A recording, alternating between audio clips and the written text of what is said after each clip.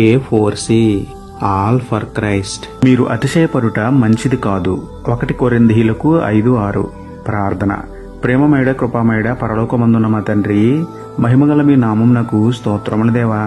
అయ్యా, మాకున్న ఆస్తిని బట్టి, అందాన్ని బట్టి, మాకు కలిగిన ధనమును బట్టి, బలమును బట్టి ఎన్నాళ్ళు ఎన్నో విషయాలలో మేము అతిశయించాము. మమ్మల్ని మన్నించండి. దీనమనసు, తగ్గింపు హృదయం మాకు ఇవ్వండి దేవా. వారికి ఉన్న అధికారమును బట్టి అతిశయించేవారు ఎందరో ఉన్నారు.